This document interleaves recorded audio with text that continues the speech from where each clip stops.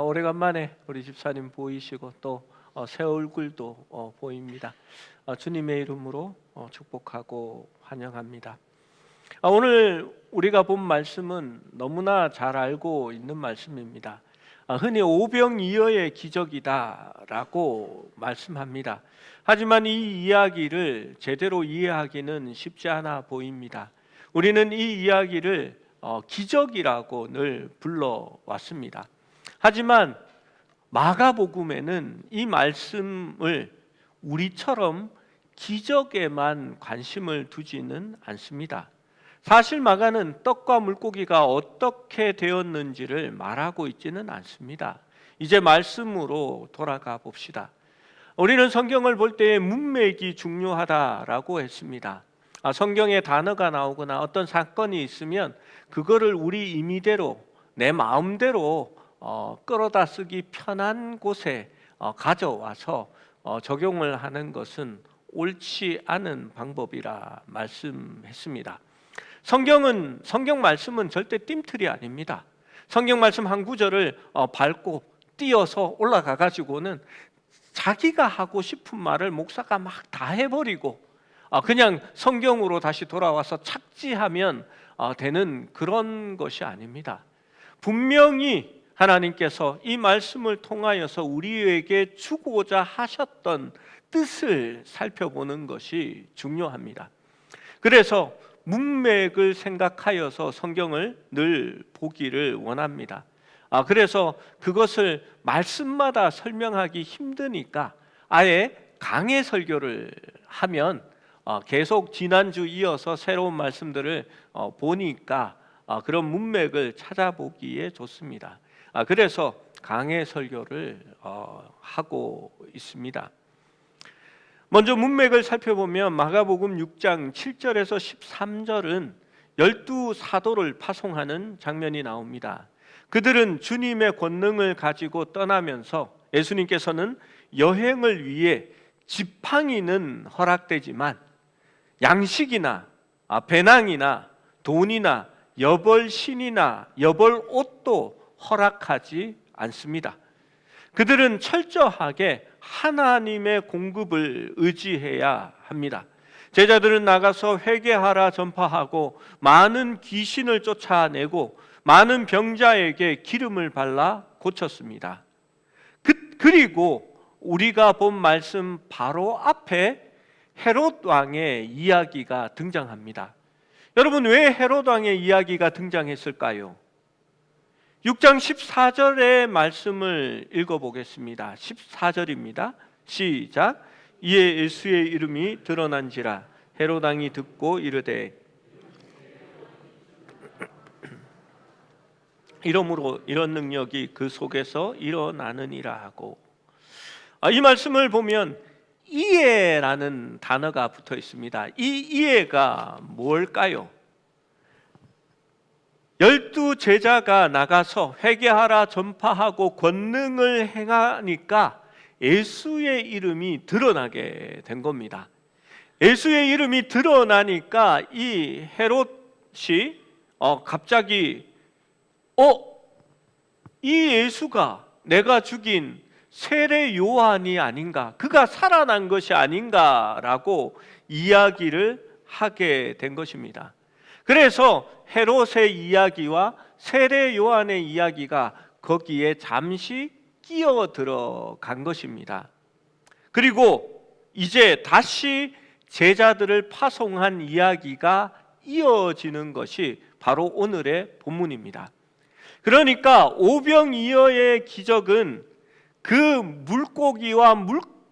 물고기와 떡에 초점을 맞추고 있는 것이 아니라 사역하러 나가서 돌아온 제자들에게 초점이 맞추어져 있는 본문인 것입니다. 마가복음은 아직 제자들의 파송과 그 교훈을 마무리하지 못했습니다. 30절에 이제 사도들이 돌아오게 됩니다. 30절 말씀을 읽어봅니다. 시작. 사도들이 예수께 모여 자기들이 행한 것과 가르친 것을 낱낱이 고하니. 우리가 읽은 오병이어의 기적은 사도들이 돌아와 예수님 앞에 보고하는 것에서 시작되고 있는 것입니다. 이제 파송에 대한 마무리를 해야 하고 소결론을 맺어야 합니다. 그런데 여러분, 우리가 잘 알고 있는 것처럼 마가는 말로 교훈하거나 아니면 장황하게 설교하는 것을 피합니다. 마가복음은 철저하게 3인칭 관찰자의 입장에서 사건과 등장인물을 통해서 우리가 스스로 대답을 찾아가기를 원합니다. 바로 오늘 본문이 제자들에 대한 마무리가 이루어지고 있는 본문입니다. 마가는 떡과 물고기가 어떻게 그렇게 늘어났는지 기적에 대하여 관심을 두지 않고 제자들에게 관심을 두고 있는 것입니다. 제자들이 돌아와서 자기들이 행한 것과 가르친 것을 낱낱이 구하자 예수님은 이렇게 말씀하십니다. 제가 참 좋아하는 말씀입니다. 예수님이 참 좋구나 느끼는 말씀인데요. 너희는 따로 한적한 곳에 가서 잠깐 쉬어라 라고 말씀합니다. 따로 한적한 곳에 가서 잠깐 쉬어라. 우리 주님은 좀 배려할 수 있는 그런 분인 것 같아요. 이렇게 그래서 예수님이 좋습니다. 이렇게 죽도록 충성하라 막 이렇게만 되어 있으면요, 전 진짜 죽을 것 같아요. 그런데 잠깐 힘있게 일하고 나서 잠깐 그래 쉬어라라고 얘기하는 예수님이 너무 좋게 느껴집니다. 그래서 32절에 또 이해가 등장합니다. 예수님의 그 말씀 때문에 제자들이 따로 한적한 곳에 가서 잠깐 쉬려고 움직입니다. 제자들은 순종하여 배를 타고 따로 한적한 곳에 쉬기 위해서 빈들이 있는 곳으로 배를 몰고 가고 있습니다. 그런데 문제가 있습니다. 사람들이, 예수님과 제자들이 저리로 간다라는 것을 알고 수천 명의 사람들이 육지에서 그 배를 이렇게 보면서 갈릴리 북부의 해안들을 보면 해안이 이렇게 높게 있고요, 해안 절벽이 있고 그 아래에 갈릴리 바다가 있는 곳이 많습니다. 그러니까 해안에서 이렇게 보면 배가 어디 있는지 멀리까지 보이는 겁니다. 배가 저렇게 어느 방향으로 가니까 어디를 가고 있겠구나 생각하고 사람들은 육지에서 뛰어서 배가 도착할 곳으로 달려가고 있는 것입니다. 예수님과 제자들이 도착해 보니까 사람들이 달려와서 먼저 거기에서 기다리고 있습니다. 제자들의 잠깐 쉬는 바람은 끝이 난 것 같습니다. 예수님께서 보시기에 그들은 목자 없는 양떼 같았으며 이리저리로 방황하고 있는 것 같습니다. 그래서 예수님은 그들을 불쌍히 여기셔서 이에 여러 가지로 가르치셨다라고 말씀합니다. 6장 35절의 말씀을 읽어봅니다. 35절 시작. 때가 저물어 가매 제자들이 예수께 나와 여짜오되 이곳은 빈 들이요 날도 저물어 가니. 여기에서 보면 제자들이 참 대단합니다. 그들은 상황과 사람들의 요구에 민감했습니다. 자기들이 어디에 있는지, 지금 때가 어떠한지 그들은 생각하고 있었습니다. 그리고 최선의 해결책을 생각하고 예수님께 허락을 구하고 있는 것입니다. 이곳은 빈들이요 날도 저물어 가니 무리를 보내어 두루 총과 마을로 가서 무엇을 사 먹게 하옵소서. 이처럼 현실을 잘 분별할 줄 알면서도 이 상황에 가장 알맞는 그러한 솔루션을 제시하는 그러한 제자들의 모습을 볼 수가 있습니다. 그런데 예수님은 다른 생각을 하고 계십니다. 아주 현실적인 제자들의 제안에 예수님께서는 참으로 말도 안 되는 주문을 합니다. 너희가 먹을 것을 주라. 제자들은 어안이 봉봉합니다. 그래서 말씀을 드립니다. 우리가 가서 200데나리온의 떡을 사다 먹이리까? 이것은 분통을 터뜨리는 겁니다. 200데나리온의 돈은 노동자가 8달 임금에 해당하는 돈입니다. 제자들이 그 돈이 당장 어디에서 구해 올 수 있겠습니까? 여러분, 돈이 있어도요, 우리 남자만 5,000명을 먹여야 되는데, 그러면 여자들과 어린애를 합치면 한 10,000명 정도는 있는 겁니다. 여러분, 오늘날이라고 해도 여러분, 이게 쉽지 않습니다. 예전에 10,000명 모이는 행사를 기획해 본 적이 있는데요, 하는 것마다 얼마나 문제가 되고 힘이 드는지 모릅니다. 여러분, 돈이 있어도 불가능합니다. 1시간 후에 먹을 도시락을 지금 10,000분 이상을 조달해야 한다고 하면 오늘날에도 어느 식당에서도 거절하지 그것을 할 수 있다고 말하지 않을 겁니다. 음식을 준비할 시간도 재료도 사람도 배달 수단도 없기 때문입니다. 여러분이 아무리 쿠팡이츠 회원이라고 할지라도 10,000명분의 식사는 절대 해결되지 않는 겁니다. 제자들은 잠깐 한적한 곳에 쉬러 왔다가 봉변을 당한 꼴이 되었습니다. 이것이 제자들의 모습이자 우리들의 모습이기도 합니다. 우리는 우리에게 요구되는 것에 압도되어 있고 자신의 보잘것없는 능력에 주눅이 들어 있음에도 불구하고 우리 하나님은, 성경은 너희가 먹을 것을 주라라고 말씀합니다. 참으로 난처할 때가 많이 있습니다. 예수님께서는 제자들을 아무 곳에도 보내지 않으시며 먹을 것을 구해오라 하지도 않았습니다. 너희가 주라라고 말합니다.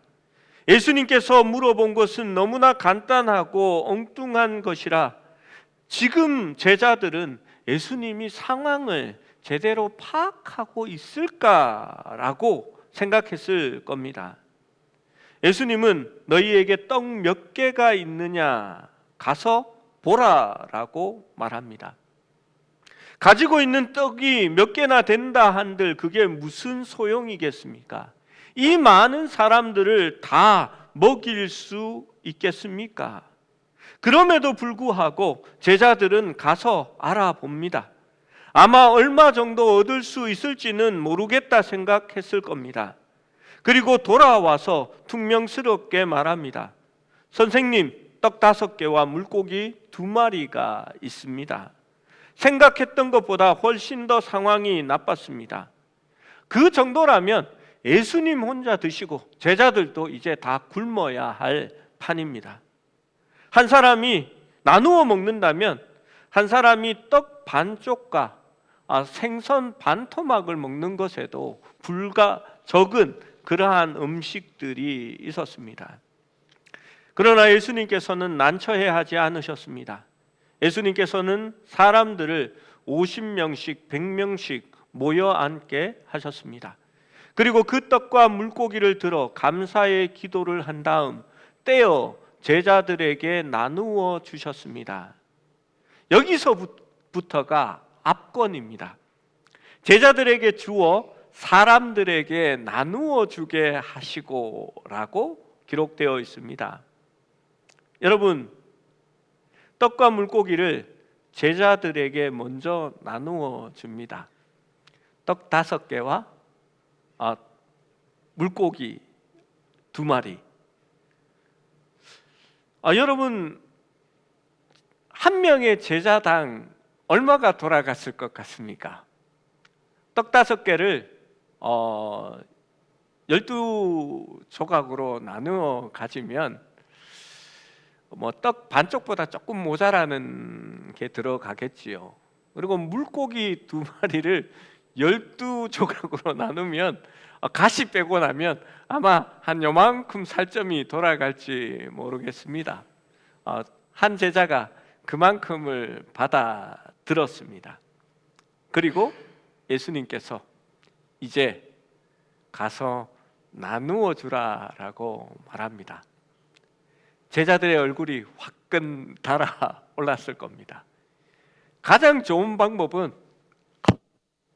자기 입에 틀어놓고 도망가는 것이 제일 좋은 방법일지도 모르겠습니다. 한번 생각해 보십시오.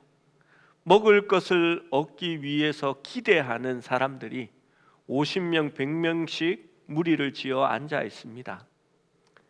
이제 먼저 그들 무리 중에 하나에게 먼저 가야 합니다. 여러분, 저는 그 상황에 제가 처해 있다면요, 먹고 튀든지 아니면 모여 있는 사람 중에서 가장 적은 사람이 모여 있는 쪽으로 가겠습니다. 100명이 모여 있는 곳 말고요, 50명이 모여 있는데 50명이 모여 있는 중에서도 장정들이 모여 있는 그런 곳은 제외하고 좀 여자와 어린아이들이 많은 그런 쪽에 가려고 할 것 같습니다. 여러분, 그 작은 음식 조각을 들고 가는데 수많은 사람들이 이렇게 배고픔으로, 얼마나 배고프겠습니까? 아침부터 그렇게 달려와서 거기에 왔고 이렇게 말씀을 들었습니다. 저녁이 되었는데요, 사람들의 뱃속에서 꼬르륵 꼬르륵 소리가 들립니다. 그리고 사람들이 내 손에 있는 그 작은 보잘것없는 것들을 바라보는 겁니다. 한 10,000명 정도의 사람이 있었다고 하면 눈은 2개니까 2만 개의 눈동자가 여기를 바라보면서 이렇게 움직일 때마다 따라온다고 생각해 보십시오. 제자들은 얼마나 난처했겠습니까? 차라리 전대 없이 여벌 옷과 여벌 신발이 없이 돈도 없이 보내는 게 차라리 낫지. 이건 너무한 것 같습니다. 방법이 아닌 것 같습니다. 우리는 제자들이 어떤 처지에 있는지 느낄 수 있습니다. 여기에 주님으로부터 받은 부스러기 떡과 물고기 조각을 들고 50명, 100명씩 모여 앉은 무리의 요구에 직면하고 있는 사람들을 보게 됩니다. 그리고 마가는 그 결론을 이렇게 묘사합니다. 42절에서 44절의 말씀을 읽어봅니다. 시작. 다 배불리 먹고 남은 떡 조각과 물고기를 12바구니에 차게 거두었으며 떡을 먹은 남자는 5,000명이었더라. 우리는 예수님께서 어떻게 했을지에 대해서 궁금합니다. 제자들은 그걸 받아들고 갔고요, 그 다음 상황이 궁금한데 성경은 이렇게 결론을 내고 있습니다. 다른 복음서는 어떠한지 몰라도 마가는 그 떡과 물고기에 관해서 관심을 두고 있지 않습니다. 마가는 지금 제자들에 대하여 관심을 두고 있습니다. 그래서 마가는 다른 복음서와 달리 그 떡과 물고기의 출처에 대한 언급도 없습니다. 우리는 떡이 아닌 제자들을 주님이 이 말씀을 통하여 보게 하는 겁니다. 어쨌든 군중들은 배불리 먹었고 남은 음식이 12광줄이나 되었다라고 말씀하고 있습니다.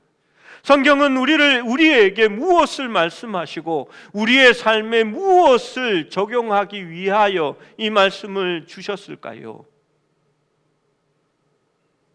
이 말씀처럼 제자의 삶을 이렇게 적용하여 실천한 사람을 우리는 성경에서 몇 사람 찾을 수 있습니다. 그러나 우리가 잘 알고 있는, 우리가 보았던 본문을 통해 한 사람을 소개합니다. 그는 바울입니다. 고린도후서 11장 30절에 바울은 이렇게 말씀합니다. 내가 부득불 자랑할진대 나의 약한 것을 자랑하리라. 12장 9절에는 그는 이어 이렇게 고백합니다. 내게 이르시기를 내 은혜가 내게 족하도다. 이는 내 능력이 약한 데서 온전하여 짐이라 하신지라. 그러므로 도리어 크게 기뻐함으로 나의 여러 약한 것들에 대하여 자랑하리니 이는 그리스도의 능력으로 내게 머물게 하려 함이라. 바울은 자기 손에 터무니없이 작은 떡 조각과 물고기 조각이 있다라는 것을 알고 있습니다. 그러나 바울은 이를 기뻐하고 자랑합니다. 왜냐하면 그리스도의 능력이 자기에게 머물 기회라고 생각했기 때문입니다. 여러분, 그렇습니다. 내가 가진 능력과 내 속에 움켜진 것으로 주님의 명령을 행한다라고 바울은 생각하지 않았습니다. 내가 약하여질 때 하나님이 나를 통해 일하시고, 그러면 하나님이 일하시는 것이 드러난다라고 그는 생각했기 때문입니다. 사람들은 여전히 초점을 오병이어에 두고 있습니다. 엄청난 기적이다, 대단하다, 성경에서 나타난 가장 큰 기적이다, 어떠한 방법으로 이 일이 일어나게 된 거지? 처음에 가지고 온 떡과 물고기의 출처는 어디인가? 그 어린아이가 바쳤기 때문에 그러한 일이 일어난 거지. 예수님이 그러한 기적과 일들을 행할 때에 어떤 기도를 하고 어떤 제스처를 취하였는지, 그것이 기적의 이유는 아닐까라고 생각합니다. 그러나 마가복음은 일부러 거기에 대하여 내용을 적지 않았습니다. 우리가 거기에 초점을 맞추게 하고 싶지 않았기 때문입니다. 다시 말씀드리자면 이 말씀의 초점은 제자들에게 맞추어져 있습니다. 여러분, 죄송하지만 저는 간증 집회를 좋아하지 않습니다. 그래서 제가 교회에 있는 한 한 번도 간증하는 사람을 데려다가 앞에 세우지 않았습니다. 제가 통제할 수 없기 때문이거든요. 여러분, 흔히 이렇게 말합니다. 내가 주일 성소를 그때부터 열심히 했더니 하나님께서 축복을 해주셔서 지금 이렇게 되었습니다. 또 이런 이야기를 합니다. 옛날에는 제가 11조를 1,000만 원을 드렸는데 내가 11조를 그래도 많이 해야 되겠다, 열심히 해야 되겠다 꼬박꼬박 했더니 그 다음부터는 11조를 5,000만 원 하게 되었다고 그렇게 얘기합니다. 여러분, 여기에는 조금의 함정이 숨어져 있습니다. 내가 할 수 있었기에, 내가 그렇게 했기 때문에 하나님이 복 내려 주었다라는 이야기입니다. 그런데 성경은 그렇게 말하지 않습니다. 우리가 하는 것, 내가 가진 것은 보잘것없는 조각일 뿐이라고 말합니다. 여러분, 우리 속에 있는 내 손에 지어진 것이 얼마나 대단하다고 생각하십니까? 예전 교회에 기업 회장이 있었습니다. 제법 큰 상장된 기업의 회장입니다. 그가 수련회에 와서 은혜를 받더니 이렇게 얘기하더라고요. 하나님, 당신이 나 같은 사람을 쓰지 않으면 하나님 손해입니다. 제가 은혜 받아서 이제 열심히 일하겠습니다 라고 그분이 큰 소리치며 간증을 하셨습니다. 제가 마음에 막 이런 게 이렇게 꼬이더라고요. 그 집사님 옆에 가서 앉았습니다. 그리고 그 집사님께 이렇게 얘기했습니다. 하나님이 돈이 없습니까? 사람이 없습니까? 무엇 때문에 하나님 앞에 그렇게 자신 있게 큰 소리 칠 수 있습니까? 지금도 새벽마다 신대원이나 선교 단체에 가면 하나님, 나를 보내주십시오. 제발 한 번만 나를 사용해 주십시오라고 기도하는 사람들이 있습니다. 하나님은 천지를 가지신 분이시고 그분이 원하시면 그 사람들을 사용할 수 있습니다라고 말씀드렸습니다. 그분이 저하고 원수가 됐습니다. 저는 거기에 대해서 후회하지 않습니다. 여러분, 제자들은 비현실적인 계산 방법으로 부득불 순종하며 떡 5개와 물고기 2마리를 12개로 나눈 보잘것없는 조각을 가지고 먼저 50명 100명의 무리에게 순종하며 나아갔을 때에 남자 5,000명이 먹고 12광주리가 남았습니다. 제자들에게 물어보면 그들이 뭐라고 말했을 것 같습니까? 저는 잘 모르겠습니다. 단지 난 50명이 모여 앉은 곳으로 주님이 주신 작은 것들을 들고 갔고 그들 앞에 위축되어 있었고 내가 너무 약하고 나눌 것이 없고 내 손에 있는 것은 턱없이 부족했지만 순종하며 믿음의 여행을 갔듯이 나아갔을 뿐입니다. 무슨 일이 어떻게 일어났는지는 경황도 없고 겪어보지 못한 일이었고 어떻게 되었는지도 모르겠습니다. 그렇지만 단지 우리 50명의 그룹은 다 배불리 먹었을 뿐입니다. 그리고 그 다음 그룹도 그렇게 했고 나중에 알고 봤더니 우리 전체에서 일어난 일은 다 배불리 먹고 그래도 남은 것이 12바구니나 있었다라는 겁니다 라고 말합니다. 여러분, 이것이 주님께서 우리를 통하여 일하시는 방법이라 생각합니다. 이 일은 목사인 저에게도 마찬가지입니다. 제가 가진 지식이나 제가 가진 어떤 것으로는 성도들을 배불리 먹일 수가 없습니다. 그러나 매주 강단에 섭니다. 그러기에 늘 강단에 서기 전에 하나님 앞에 기도합니다. 하나님, 내 손에 주님께 받은 떡과 물고기 조각이 조금 있습니다. 이것으로 성도들을 먹일 수 없다라는 것을 압니다. 그러나 성령님께서 역사하셔서 영의 양식이 배불리 먹고도 넘칠 수 있도록 하나님 우리를 불쌍히 여겨 주시고 긍휼을 베풀어 주소서라고 기도합니다. 오늘은 원래 교회 봉사 조직을 공지했습니다. 여러분, 저뿐만이 아니라 우리 모두 마찬가지일 겁니다.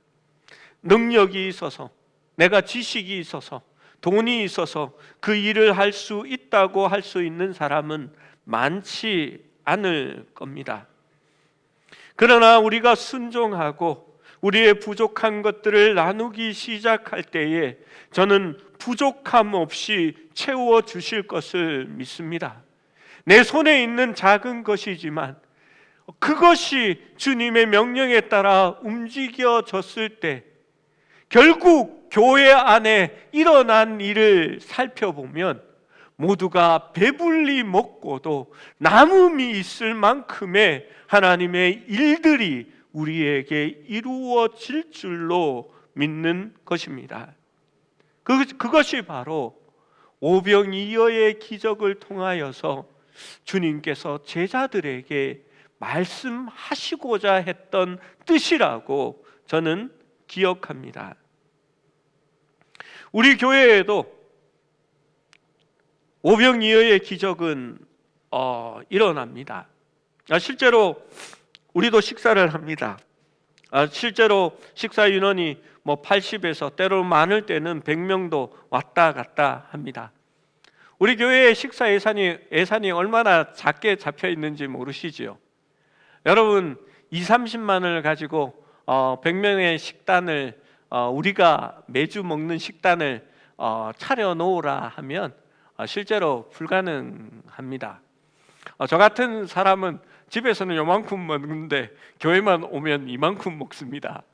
저만 그러는 게 아니고 같이 먹는 집사님들이 교회만 오면 밥맛이 좋아요 하면서 많이 드신다고 그렇게 이야기합니다. 예전에 예산을 더 줄인 적이 있었습니다. 요즘 교회에서 점심을 하는 교회가 별로 없습니다. 코로나 이후에 이렇게 교회가 그것을 유지하기가 많이 힘이 들어졌기 때문입니다. 턱없이 예산이 줄어들었을 때에 성도들이 중식 헌금을 자발적으로 하기 시작하셨습니다. 제가 한 번도 강조하거나 강요하거나 부탁한 적이 한 번도 없습니다.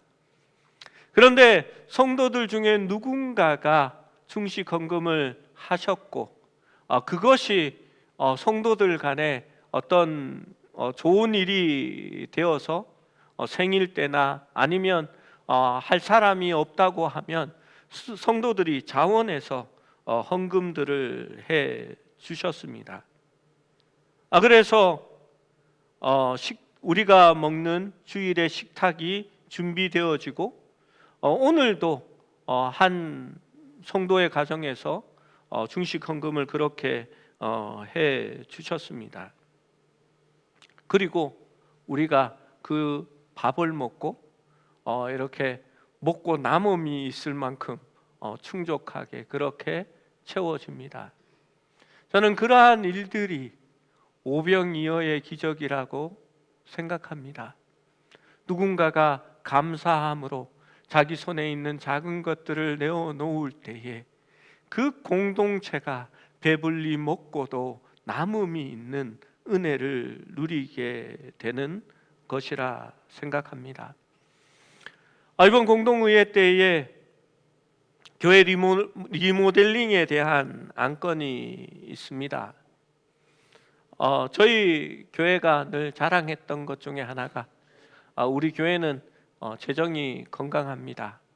우리 교회는 부자는 아니지만 빚은 없습니다라고 늘 했던 겁니다. 그런데 이번에 교회가 좀 대출을 받고자 합니다. 물론 성도들의 자발적인 헌금도 받겠지만 대출을 받으려고 하는 이유 중에 하나는 저희가 2층 지하 2층에 예배당을 이렇게 제대로 사용하지 못합니다. 설계가 잘못된 부분도 있고요, 관리가 잘못되어서 곰팡이가 있고 습해져서 그것을 다시 리모델링을 하려고 하고 1층에도 중고등부실, 그러니까 새벽기도회실로 쓰고 있는 곳이 화장실 들어가는 입구와 같이 사용되어집니다. 그래서 그곳을 키즈 카페로 바꾸고 1층에 카페처럼 차를 먹을 수 있는 작은 공간을 두려고 합니다. 밖에 전도하기가 참 힘이 듭니다. 아이들에게 말을 걸고 복음을 전하면 그 부모들이 달려와서 혹시 여기 주변에 이단 교회들이 많이 복음을 전하니까 이단이 와서 전하는 게 아닌가 경계하는 마음으로 절대 전하지 못하게 합니다. 그런데 교회가 키즈 카페를 만들고 무료로 개방을 하고 여름에는 에어컨도 틀어주고 겨울에는 난방을 해주면서 부모들이 아이들이 노는 것을 지켜보면서 차 한잔 할 수 있게 하고 또 아이들이 좀 몰려오면 이렇게 교육자들이 저도 붕어빵이라도 이렇게 구워서 아이들 나눠주고 솜사탕이라도 돌려서 이렇게 지어주면서 교회에 대해서 더 친근하게 하고 복음을 전할 수 있는 작은 기회를 가지려고 합니다. 그 일이 하나님이 보시기에 좋은 일이라 그렇게 생각되어집니다. 그래서 그 일에 관하여서 다음 공동의회 때에 성도들의 의견을 묻고 성도들이 허락하면 그 일을 시행하려고 그렇게 생각하고 있습니다. 여러분, 모든 것이 다 충족되어야 하는 것은 아닙니다. 우리 손에 있는 것이 비록 떡 부스러기, 물고기 몇 조각, 살점 몇 조각일지 몰라도 그게 하나님이 원하시는 일이고 주님이 우리를 통하여 이루시기 원하시는 일이라면 하나님께서 감당하게 해주시고 그것을 통하여 우리 가운데 역사하리라 기억합니다. 말씀을 마무리합니다. 오병이어의 기적은 물고기와 떡에 관한 이야기가 아닙니다. 그것을 나누어서 손에 받아든 제자들에 관한 이야기입니다. 그리고 우리는 그러한 마음으로 날마다 하나님의 일을 행하여 나아갈 것입니다. 우리도 바울처럼 말할 것입니다. 내가 가진 능력은 보잘것없고 부족하고 아무것도 없고 이것으로 일할 것은 너무나 힘이 들겠지만 나는 나의 약함을 인하여 자랑하겠고 그것을 통하여 기뻐하겠다. 왜냐하면 나의 약함이 주님의 강함이 될 것이기 때문이다 라고 고백할 수 있기를 원합니다. 우리가 부족한 능력으로 하나님의 일을 대면하지만 당황하지 않는 까닭은 그리스도께서 복주심으로 말미암아 그 일을 채워주시기 때문입니다. 2025년 새해를 우리가 선물로 받았습니다. 이 날도 하나님의 선물입니다. 그리고 이 날을 하나님이 주시는 하나님께 드리는 영광으로 하나님 앞에 다시 돌려드리기를 원합니다. 그렇게 우리가 한 해를 살아갈 수 있다면 돌아볼 때에 또 12광주리가 남아있는 그 풍족히 누리고 배부르고도 남아있는 그 하나님의 은혜와 역사를 보게 될 줄로 믿습니다.